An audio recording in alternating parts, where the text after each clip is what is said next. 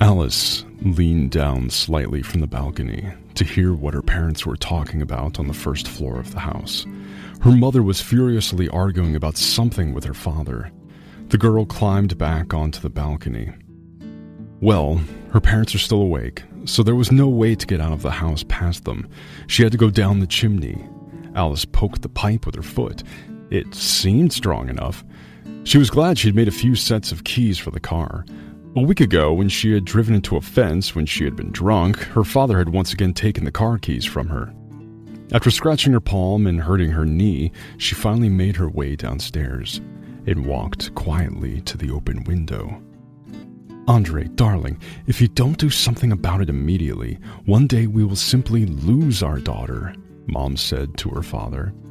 "Maria, what can I do?" he answered. "I don't know. You're the one who spoiled her so badly. You must stop this madness. We must marry her off. Let her husband be responsible for her." Father laughed. "Well, you've got an idea, but now tell me, do you know anybody who would agree to be her husband? She'd drive anybody to the grave." Alice laughed softly, but immediately became serious again. Her mother said something that made her mood drop dramatically. "Andre, honey, listen, I think you should look among your colleagues or your friends and see if anyone agrees to marry Alice. We'll give them a part of our business for it. You know it's a lot of money and a great chance. Well, at least one of them should say yes. Well, you know them all. Pick someone decent, not a crook." I've always been against that kind of marriage, but lately Alice has been going over the edge. I can't promise anything, but I'll think about it. Think about it. I just don't want to wake up one day to a call. Your daughter's in the morgue, in jail, or whatever. The father wondered. "Is she asleep?" he asked. "I don't know. I hope so. She must get tired at least sometimes." The voices fell silent, and Alice realized her parents headed toward her bedroom. She straightened up. "So they want to marry me off. Well, let's see how they do it. I'm not going to give up," Alice thought. She quickly got to the car and drove out of the gate. It was clear that her father would hear the sound of the car now and send the guards after her. But Alice knows them all and knows how to get away from them. About 5 minutes later, she heard the roar of an engine, a motorcycle overtaking her at high speed. It almost hit her car, and Alice braked in fright. The motorcycle disappeared around the corner. "What an asshole! I hope he will flip over," Alice muttered in fright. She pushed the gas pedal and headed forward. A couple of minutes later, that same motorcycle was right behind her again. "What do you want? Who are you?" Alice thought. The girl stopped at a familiar bar and headed straight toward the motorcyclist, who had also stopped. "Who are you?" she asked the guy. He took off his helmet. "Excuse me, are you talking to me?" She was slightly confused. The guy was very handsome. "Yes, why are you following me?" The guy grinned, which made him look like a Hollywood star. "You flatter yourself, miss. I would never waste my time on someone like you. Also, well-mannered people don't talk that way to strangers, and they say hello first." She froze in shock, and the guy walked silently toward the bar. Alice was shocked. She was angry, and it felt like a typhoon was raging inside her.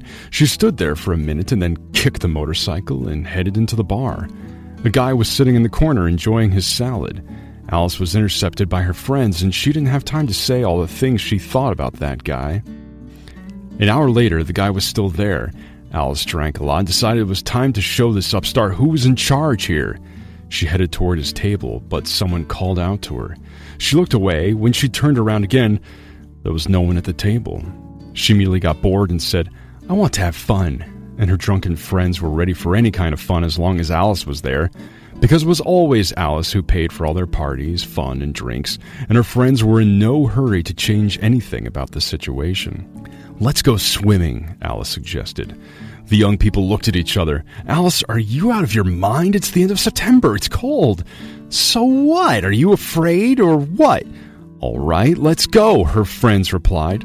And they left the bar together. Then the owner of the bar sighed with relief. They decided to swim in the river. Alice suggested that they jump into the river from the bridge.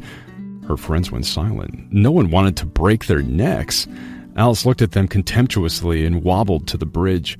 As soon as she was out of sight, all her friends quickly left. On the bridge, she was met by that same guy. Alice had Alice had even forgotten that she had decided to jump off the bridge into the water to prove that she was the best of the best. "You? Is that you again?" the girl asked in wonder. "Yes, it's me," the guy replied, smiling with his snow-white teeth. "You're stalking me," Alice said, frightened. And then she immediately turned back to where her friends were just now, but was shocked to realize they had just left her alone at night, in the middle of nowhere. "Do you want some coffee?" the guy asked. Alice smelled coffee and realized that she wanted coffee badly. "I want some," Alice replied. The girl was confused, not understanding why she answered that way. The guy pointed to the high curb where his backpack lay and handed her a cup of coffee. The girl noticed the thermos peeking out of the backpack. "Cool. Very good coffee," Alice said, rolling her eyes in pleasure. The guy took a seat next to her, but Alice prudently moved aside. He laughed and said, "If I were a maniac, I wouldn't offer you coffee. In that case, why would I waste good coffee?" Alice laughed and then looked at him curiously. "But still, who are you?" the girl asked. He stood up and bowed playfully. "Forgive my manners. I forgot to introduce myself. Samuel." Alice laughed and showed the empty cup. "Can I have some more coffee, Samuel?" She was rapidly sobering up, and she realized that she had never been here sober. This large footbridge had been built not long ago and was most popular among couples in love. Alice thought love was bullshit and deception. Therefore, she avoided this place. "Sure," the guy said, taking the thermos out of his backpack, and sat down next to her again. "Even though it's cold and leafy in the fall, it's the most beautiful time of the year," said the boy thoughtfully. Now, Alice couldn't agree with him more. She had loved autumn since she was a little girl. The only thing was, except her grandmother, no one was interested in it. "I used to go to Grandma's when I was a kid. Daddy was still an ordinary person then, and Grandma lived in the village. It was so beautiful there. I used to come there during the fall holidays.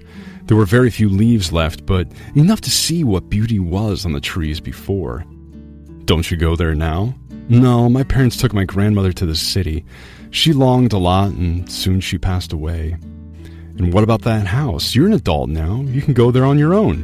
She looked at him in surprise. "Strange. Why didn't I think of that myself?" "Do you want me to drive you? You know, to make sure you don't get bored?" "I do." Alice didn't understand why she said that. She had a car, and she was perfectly capable of getting there on her own. But the next day, they were riding toward the village on a motorcycle. Alice and Samuel enjoyed an unforgettable day. She didn't want to swear, didn't want to get drunk. She simply enjoyed every minute. With Samuel, Alice felt so tender, so feminine, like a little girl. They returned in the evening. Alice was very calm and silent. Samuel stopped his motorcycle at the gate of her house. "So, see you later," the guy said. The girl smiled. "See you later." And then she kissed Samuel and rushed into the house. In the morning, she was awakened by some voices. Her father was scolding someone. He appeared to be a very calm man, but in fact, he could make such a scene in a moment. Alice wanted to close her eyes and suddenly realized that she felt very well. She didn't feel nauseous or have a headache like usual. The girl got up, put on her robe, and left the room. Daddy was tremendously angry. "What the hell are you doing? What were you hired for? To keep an eye on her, and what are you doing?" Dad yelled at someone. Alice smiled and thought maybe she should try to save the person her father was scolding. She opened the door to her father's office. "Good morning, Dad." The man stopped yelling. Alice froze in shock. In front of her father was Samuel. "You? What are you doing here?" the girl asked in surprise. She couldn't figure out what the man she'd been dreaming about all night was doing in her father's office at 8 o'clock in the morning. There was a tense pause. Finally, her father began to speak. "Alice, I'll finish my business and come over," her father said sternly. But the girl had no intention of leaving his office. She approached Samuel. He looked at Alice with some sort of sadness. "Samuel, did my father hire you to keep an eye on me? Is that true?" He nodded silently. Tears appeared in the girl's eyes. "But why? What about the coffee on the bridge? What about our conversations? I told you everything about me," continued the girl. Samuel coughed. "Alice, that's different. It has nothing to do with me being a security guard." "Nothing to do with..." The girl grinned. "It couldn't have mattered if you told me right away that you worked for my father." She turned to her father, who was listening to her in amazement. It turned out that his daughter is not so callous. She has feelings. Maybe he overreached in his decision to fire this guy. Daddy, why are you doing this to me? Alice ran out of the office. Her father followed her, and Samuel squeezed his eyes shut. That was it. That was the end. He was going to tell her everything today and quit right away so he could date Alice. But now, for real. He didn't understand why his boss was talking about his daughter that way. She was beautiful, smart, and kind. Now he wouldn't even go near Alice, not because he didn't want to, but because Alice would never want to see him again. The girl left. Her father couldn't catch up with her. Alice did not come home in the evening. Maria, her mother, sobbed. Lord, why did you interfere? Samuel's a good guy, so what if he's not a businessman, but a simple security guard? Maybe they had a chance to create their future together. Andrew replied angrily. It wouldn't have worked out for them. Our Alice and he fundamentally can't be together. She's a crazy, spoiled bitch who doesn't care about anyone, and he's a serious guy taking care of his sick mother. How would you know? Maybe she'd be different with him. By morning, the police station called, asking Andre to pick up his daughter. Alice drowned the car, almost drowned herself, then broke the policeman's nose and fell asleep in the patrol car. 2 days later, she escaped from home again and got drunk again. This time she stole a car and drove around the city, taunting the cops and sipping whiskey. Andre had no choice but to put her under home arrest, and even put a guard. In the meantime, he was busy looking for a husband for his daughter. But even considering that everyone knew about the impressive dowry and it was a successful beverage factory, no one even dared to try. Many people knew that when Alice dated a boyfriend and then caught him cheating, in the morning the boy and girl were found in the central square naked, scared, tied up, and smeared with something very smelly. Someone was obviously helping Alice, though for her money many would have agreed to assist. To tie one's life to such a thug was to take the risk of not waking up one morning. In the evening during dinner, Andre was gloomy. His wife, Maria, looked at him frightened. She loved her husband, and usually she could calm him down. She could even argue with him, but sometimes it was better not to bother him. He pushed back his plate and began a conversation. So here's the deal. It just so happens that no one needs our daughter, in whom we've invested love and money for 20 years. She's being shunned like the plague. Tell me, Alice, how do you feel about this situation? Alice smiled broadly. I feel great, Daddy. Okay, well, I think I know what to do. There's a convent just outside of the city, about 70 kilometers away. Not just a convent, but a labor convent. It's in desperate need of workers. The people there are very serious. The fences are 3 meters high. It's impossible to escape from there. Yes, you will have to wear monastic clothes, pray, fast, and work very hard. I think a year in that environment will be good for you. Alice looked at her father with her eyes wide open. Daddy, you wouldn't do it. I already did. I tried to marry you off, but since no one needs you... Maria coughed. Andre, I think it's too much, the wife said to her husband. That's it. This conversation is over. I made a decision, the father finished. He wanted to get up, but the housekeeper peeked into the kitchen. Mr. Andre, there's someone to see you, said the housekeeper. Who? Came to see you and Alice. Alice? In the afternoon? Well, invite him into the house. The door swung open and Samuel appeared on the threshold. He handed the flowers to Alice and Maria embarrassedly. I know I'm not a good match for your daughter, but I'll work hard. I don't need anything, no dowry. I'll achieve everything on my own. Alice, marry me. He got down on one knee and handed her a ring box. Alice, forgive me. I was going to tell you the truth the day you heard it all yourself. I took this job without knowing who you were. I believed you were really crazy, and you turned out to be the best person I've ever met. Alice stared at Samuel for a second, and then threw herself into his arms. Father and mother looked at the scene in total amazement at first, but then they smiled in relief, and just hugged Alice and Samuel. All right, everyone's presentations are done. Nick, the manager, said as he tried to move the discussion forward. Excuse me, I haven't. I recently found out something. Nick interrupted me and began to speak. There's apparently someone in this department who didn't graduate high school and is just a part-timer. Meetings should be for employees only. Absolutely right. His lackey, Mike, of course, agreed with Nick. I'm leaving. After leaving the meeting room, I started to shut down my computer. I noticed that an email had arrived, not in my personal inbox, but in the company's shared email. Thinking, there's no point in speaking up, no one will listen, I went home quietly. The next day, I heard a commotion from Nick's desk. He was staring at his computer screen, his face pale. "Nick, is something wrong?" Mike looked at the screen with him. And he turned even paler than Nick. Why is he so angry? Knowing the reason for Mike's distress, I thought to myself, serves them right. My name is Adam. My mother passed away when I was in the 9th grade, and I was raised by my father. Well, you could hardly call it being raised. After my mother passed, my father changed. He drowned his sorrows in alcohol, and though he still went to work, he squandered our living expenses on horse racing. Because of that, I had to start working part-time as soon as I entered high school. Every month, I went to the convenience store with bills in hand that couldn't be auto-deducted from my father's account. Even though I endured it because I didn't want to be alone, I reached my limit in my 2nd year of high school and dropped out. I found a live-in job at a distant inn. Thank you for everything. The day I left home, my father, still staring at the TV, spoke. Take care. That was our last conversation. Back then, 18 wasn't the age of majority, so I needed my father's permission to work, and I couldn't hide my place of employment. Yet, my father never visited me even once. I kept working just to survive, and before I knew it, I was 42. Years of hard work paid off, and I was transferred to the headquarters. I was thrilled to be recognized by the company, as I thought I'd be working in the field until retirement due to my lack of formal education. Listen up. Our work can change the future of our employees. Don't drag us down. On my first day after the transfer, Nick, dressed in an expensive suit, spoke sternly. There was a reason for this. Our inn was located in a prominent tourist destination, known so well that everyone in the state could sing its commercial jingle. At its peak, we had 5 locations within the state. But that was long ago.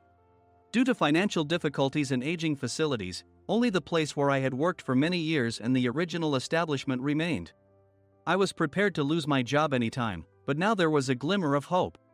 With the rise of social media, the tourist area where the inn was located started gaining attention again.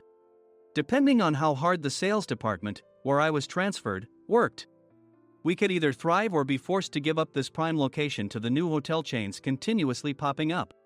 For Nick, who had switched careers from another industry to strengthen our sales, this was a battle he couldn't afford to lose. I understood why he had to be strict. I will do my best. Nick sneered at my enthusiastic declaration. Did you not hear what I said? I'm sorry. I thought I was listening carefully. Out of habit from years of customer service, I apologized reflexively, though I had no idea what had offended him. Someone was watching me with a smirk. In this department, there are those who are expected to excel and those who have been shoved here because they have nowhere else to go. You are the latter. It was Mike, the section chief. He's 7 years younger, at 35. But he was called to headquarters much earlier than I was and had been moving around within the headquarters ever since. I'm not jealous, but I can't accept that he's my boss. Graduating from a prestigious university, he has an unusually high pride and caused many problems as a newbie, making things very difficult for me when I was the front desk leader. When I found out Mike was transferred to the sales department a month before me, I was disheartened. Mike is right. With just a middle school diploma, there's not much you can do. Don't even think about achieving results. As if I didn't exist, Nick remarked, I'm thirsty. Mike eagerly ran to the coffee maker. It seems Mike is Nick's lackey. I regretted being happy about my transfer to headquarters, wishing I had stayed on site forever. Send a direct mail to every company on this list by the end of the day. Nick only assigned me tasks that even a new graduate could handle. What? There are over 1,000 companies. You want me to send to all of them by today? Yes, if you and your fellow misfits split the work, even those with nowhere else to go should finish by today. I glanced at the employees typing away expressionlessly. They were worn out from customer service, only thinking about leaving on time, or were women reassigned after having children, with zero motivation for work. Even Sam, a new graduate from the same university as Mike, who was supposed to be among the expected achievers, had no enthusiasm for the job, having joined the company wanting to do customer service. I don't care what they say, I plan to quit any time, he said. Only Nick and Mike were highly motivated, making all the decisions between the two of them. I originally only wanted to work at the inn to survive and had no particular attachment to this job. I swallowed my words, thinking I had no right to reprimand them. About a month after the transfer, Nick told us with a frustrated look. To commemorate the 50th anniversary, we've decided to create a plan exclusive for one group per day. Originally, Mike and I were supposed to come up with it, but our president, Mr. Thompson, insists on hearing everyone's opinions. So, you all get a chance. As Nick explained, Mike began handing out prints. Make sure not to embarrass Nick. If your ideas are half-baked, you'll have to redo them. It seemed that they had printed his handwritten notes by Mr. Thompson, which included several questions and a section for free responses. It made sense why Nick had to seek our input, given that all responses had to be submitted to Mr. Thompson. We were given a week to think about it, and a meeting was scheduled to compile our ideas. My plan is to let guests enjoy both the old and modern America. Nick began the presentations. Guests would watch a master confectioner at a nearby traditional sweet shop make sweets in front of them. The welcome drink would be premium tea in a bottle. Nick's plan was certainly attractive. After his presentation, Nick called on us to present in the order we were seated. Just as I stood up for my turn. All right, everyone's presentations are done. Excuse me, I haven't. I recently found out something. Nick interrupted me. There's someone in this department who didn't graduate high school and is just a part-timer. He was likely talking about me. I joined the company as a part-timer and was made a full-time employee when I turned 20. That was 20 years ago, so Nick and Mike probably had no chance to know until recently. Meetings should be for employees only. Absolutely right. After that, Nick kept creating opportunities to solicit everyone's opinions, purposefully excluding me from speaking. The meeting unexpectedly heated up and went past the scheduled end time. A few people asked to leave, and the discussion continued with the remaining few. Still here? Normally, you'd leave in that situation. Though I had no attachment to the job initially, hearing kind words from customers made me want to make them happier. For someone like me, with nowhere to go, the inn was my home and customer service was my life. I felt pathetic about my current self. I'm leaving. I left the conference room and started shutting down my computer. I noticed an email had arrived, not in my personal inbox, but in the company's shared email. Thinking no one would listen to what I had to say anyway, I quietly went home. The next day, while preparing the DM as instructed, I heard a commotion from Nick's desk. In his haste to stand up, he hit his knee on the desk. He stared at his computer screen, his face pale. Nick! What's wrong? Mike, thinking he should be the first to rush over, approached Nick while still wearing his coat. He peered at the screen with Nick. And he turned even paler than Nick. Why is he so angry? Who is responsible for this company? Nick, more irritated than ever, asked, and Mike answered without checking. Probably Sam. Sam wasn't there because he was attending a morning training session for new hires. Nick gave up on getting angry and returned his gaze to the screen. They were looking at an email that arrived right after the end of the working day yesterday. Apparently, no one, including me, had checked it before leaving. The email was from a large company that used us for their annual employee trips. The president and executives of that company also frequently used our services personally. President of the company, Mr. Mason himself, had declared that neither he nor his company would ever use our services again. Well, some companies cancel their employee trips or stop using our services due to financial struggles. Let's just move on. Mike kept wiping the sweat from his forehead with a handkerchief. Knowing why Mike was so agitated, I quietly watched their interaction. Do you know how much revenue we get from that company? We can find other guests to fill the rooms, but we'll lose the banquet costs, gift shop revenue, rental car fees, and more. Moreover, the gifts were supposed to be prepared by the traditional confectionery shop involved in Nick's proposed plan. If it's known that we incurred such a huge loss at this critical time, Nick's position in the company would be jeopardized. Nick took a deep breath, seemingly trying to calm himself. All right, Mike. Go to New York right now and apologize to Mr. Mason. What? You're coming with me, right? I have urgent work to do. I trust you, which is why I'm entrusting this to you. Please. Mike, believing Nick's sincerity, agreed with a determined look on his face, saying, yes. That's Nick for you. Even if Mike went to apologize, Nick would shift all the blame onto him if the client didn't change their mind. Well, it was Mike's fault to begin with, so it served him right. About 3 hours later, Sam answered a call from somewhere and repeatedly apologized, saying, I'm very sorry. Everyone watched to see what was happening. After ending the call, he informed Nick with a weary tone. When Mike arrived at the client's company, he only made things worse, further infuriating Mr. Mason. He was demanding, get his boss here immediately. It was no wonder Sam was exhausted, dealing with such a call right after returning from training. What is that idiot doing? All right, Adam, you're coming with me. If sacrificing Mike didn't work, then I must be next. Normally, I'd want to refuse at all costs, but I saw an opportunity in this situation. If I can be of assistance, I'd be happy to join you. I immediately followed Nick, and we flew to New York. When we introduced ourselves at the reception, it became clear how serious the situation was, as the receptionist personally escorted us to the president's office. Angry voices leaked through the door, making both Nick and me uneasy. Excuse me. I'm Nick, the supervisor.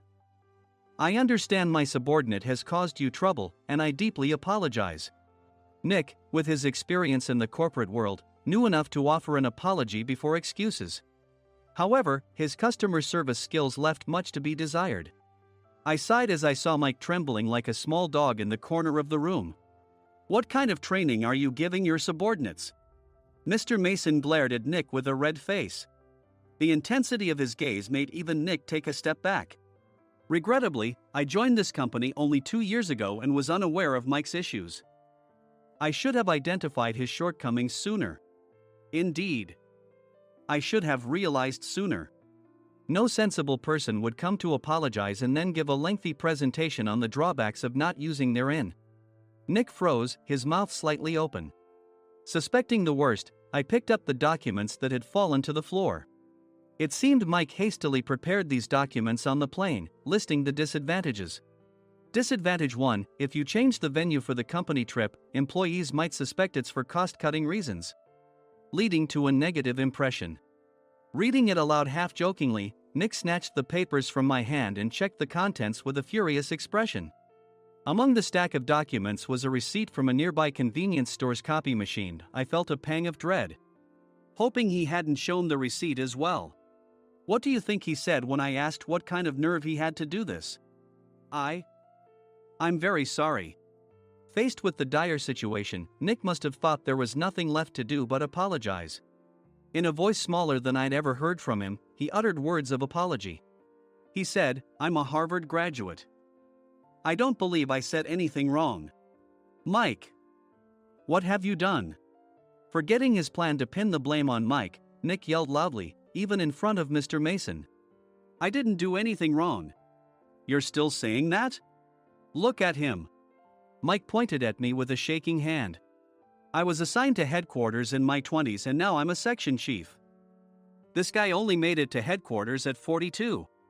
Everything I've done proves I was right. So why are we losing the contract? Having said his piece, Mike collapsed to the floor. Of course. You were sent there because you had nowhere else to go. Mike never expected to hear such words from someone he looked down upon. He lunged at me, and Nick hurriedly stepped in to stop him. Mr. Thompson told me Mike is a quick thinker, and to take good care of him. There's no way he was pushed aside. Don't make things worse here. He didn't say quick thinker, he said only quick-witted, didn't he? I don't remember that part. I recalled the many troubles Mike caused when he was a newbie. When Mike was on the front line, his pride was so high that he never apologized to customers. Customer service, especially in our job, doesn't work alone. It brings both good and bad situations. If the front staff or housekeepers made mistakes, or the cleaning company didn't properly clean a room, one had to apologize to the customers regardless of personal fault. Mike, in such situations, would never apologize, insisting he wasn't at fault.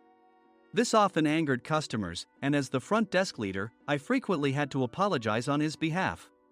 He caused complaints and disrupted operations, which is why he was quickly moved to headquarters. In departments where he didn't interact directly with customers, his quick thinking was beneficial and things went well. But it seemed his flaws were starting to show. Corporate reservations are supposed to be entered into the system by the sales representative. But a quick check yesterday revealed that more than 10 items were missing from the client's reservation. The handover document clearly stated what needed to be prepared. Why didn't you enter it into the system? Why do we have to give them special treatment? Filling rooms near the banquet hall, setting up all the food in advance. Specifying the brand of wine, they're too demanding. No wonder he always angered customers, I thought, feeling a headache coming on. Grouping them in rooms near the banquet hall is for our benefit too. It makes it easier for the staff to set up beds and serve breakfast since everyone's schedule is synchronized. As for the other requests, Mr. Mason suggested them to lighten our load. I didn't know that. Nick finally seemed to realize that Mike was the one who had angered the client. What did you say to them? I just told them we wouldn't give them special treatment anymore. We shouldn't waste effort on things that don't bring in money. I was utterly exasperated at his lack of understanding of customer service. Of course, we shouldn't comply with unreasonable demands. But carrying over successful practices from past stays makes customers feel remembered and enhances their experience. Good memories encourage repeat visits. That's part of our job. I looked down at Mike, who was sitting on the floor. In our job, nothing is a waste. Mr. Thompson likely moved you to the sales department, hoping you'd finally understand this. How do you think he feels now that you've failed to meet his expectations? Mike, tears in his eyes, fled the president's office. I was amazed he still hadn't apologized. You have it tough, Adam. It's okay, we're all employees of the same company. I deeply apologize for this disrespectful incident. Especially after all the care you've shown us.